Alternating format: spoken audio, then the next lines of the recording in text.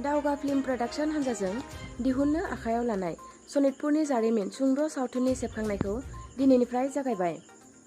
सनितपुर जिल्लानि सिङाव थानाय धेकियाजुलि लावदांगि सेन्टाराव दावगा फिल्म प्रडाक्शननि बेनारजों दिहुननो लानाय सनितपुरनि जारिमिन सुंद' सावथुननि सेबखांनायखौ दिनै धेकियाजुलिनि सिङाव लावदांगि सेन्टाराव बेखेवबाय। बे सावथुनखौ बेखेवनानै होयो सनितपुर जिल्ला बिसानि लेङाइ नेहाथारि निजोम बसुमतारी बिथाङा। मख'नो गोनांदि बिजय सामब्रामनि बिथोनजों बे सावथुनाव बर'नि मुंदांखा फेस्ला फावखुंगुर रामसिं गेल्ला आरो गेम्बु बिथांमोना फाव खालामगोन आरो गाहाय फावखुंगुर महरै जोनोम बर' आरो सपना सोरगियारि लोगोसेनो गोबां गोदान फावगिरिफोरा बे सावथुनाव बाहागो लागोन। बिथांमोननि हान्जाया रायजो राजाफोरनि थोजासे मदद मोनगोनखौबो मिजिंथिदों। दावगा फिल्म प्रडाक्शनखौ बेखेवनो हामलायनाय लेंहरनायलाय आं बेखेवनानै होबाय।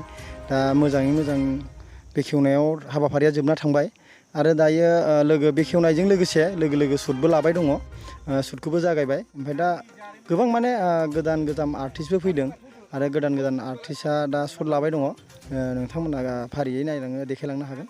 बेखिनि सनितपुरनि जारिमिन फिल्मनि मुङा सनितपुरनि जारिमिन शर्ट मुभि। दा गासिबो फारियै नुलांगोन सनितपुराव माबोरै रायजो जानाय आरो गोदोनिफ्रायनो बर' समाजा माबायदि निखावरियाव थाबोनाय बेखौ माखासे दिन्थिगोन आरो बेखिनियानो आरो आसा खालामो रायजोफोरखौ मोनसे जारिमिन हिसाबै गासिबो रायजो राजाया अनसायगोनखौ आं मिजिंथियो आरो सारा आसामाव जेसेबां बर'फोर दङ मोनसे सनितपुर जारिमिन बर' शर्ट मुभिखौ नायनानै गासिबो अनसायगोन आरो गासिबो हेफाजाब हरगोनखौ आं खावलायो आरो। बे फिल्मा जाहैबाय गोदोनि माखासे हाल सालजों दुखुजों सैनानै फैनाय नङा होमबा? बेबायदि माने गासिबो हिस्ट'रिखौ लानानै एसे एनै हिस्ट'रिफोरखौ लानानै दा जोङो सावथुन मुलुगाव जाफुंहोनो थाखाय बे सावथुनखौ सनितपुरनि जारिमिन हिसाबै फसंनाय जादों आरो। माने दा शर्ट मुभियानो खिन्थु बेहाय फारियै पार्ट 1 पार्ट 2 बेफोरबायदि माने पार्ट 3 4 बिदि जालांबाय थागोन। माने फारियैनो बे जोंनि दावगा फिल्म प्रडाक्शनाव नुलांबाय थागोन आरो जों आरो इयुनाव माने बेबायदिनो माने बे दावगा फिल्म प्रडाक्शनाव माने लासैनो माने आबुं फिल्म दिहुनलांनायनि हाबाफारियाव माने आवगायलांगासिनो आरो। दा दिनै सेथि सान दिनै सेथि सनितपुरनि जारिमिन सेथि शर्ट मुभि फार्स्ट टाइम। बेनि उनाव माने लासैनो फुल मुभिबो खालामलांगोन आरो बे जोंनि दावगा फिल्म प्रडाक्शनावनो फारियै नुलांबाय थागोन आरो। बेखायनो आं रायजो राजाखौ खावलायो माने बयबो रायजो राजाफ्रा बे दावगा फिल्म प्रडाक्शनाव फिल्म फैगोनखौ नेना थानानै आरो सनितपुरनि जारिमिन बे पार्ट 1 पार्ट 2 3 बेखौ नायलांगोनखौ बयबो नेना थागोनखौ आं आसा खालामो गासै बर' रायजोनिसिम। दाथ' नुनाय बायदिबा ओरैबायदि मोजां नांदों आरो ओरैबायदि इन्टारेस्टिं जागोन आरो भिडिअ'आ शर्ट मुभिया ओरैबायदि नायथावथाव आरो नायबाथाय ओरैबायदि कमेडि दङ। ओमफ्राय आंजों लोगोसे दङ बिथां सार दङ, बिथांखौबो सोंनो हागोन। माने ओरैबायदि कमेडि बानायगासिनो बिथांनाव सोंना लादो जों। आं सापर्टखौ लुगैदों आरो ना जेरैखि जायाबाबो जोंनि बर'नि मोनसे नायल' बे सनितपुर जारिमिन बेयाव मोनसे बनायदोंथ' सिनेमा बेखौ जौगाहोनो थाखाय आं खावलायो आरो एसे नायनानै।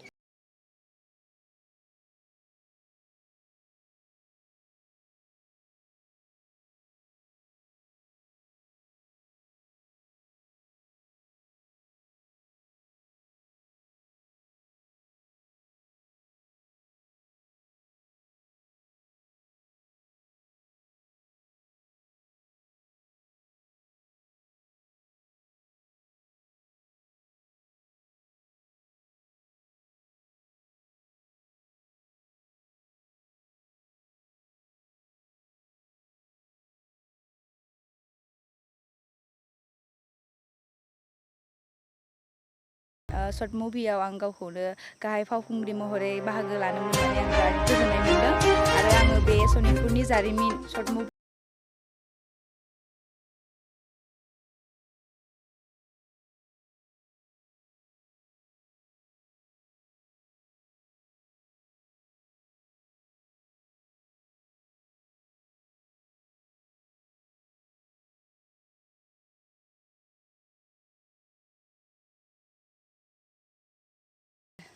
नोंथाङा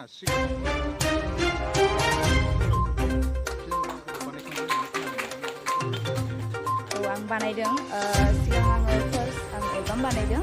एलबामाव आं मोनदों आरबि क्रिएशनाव आं बानायदों। बिनि उनाव आंहा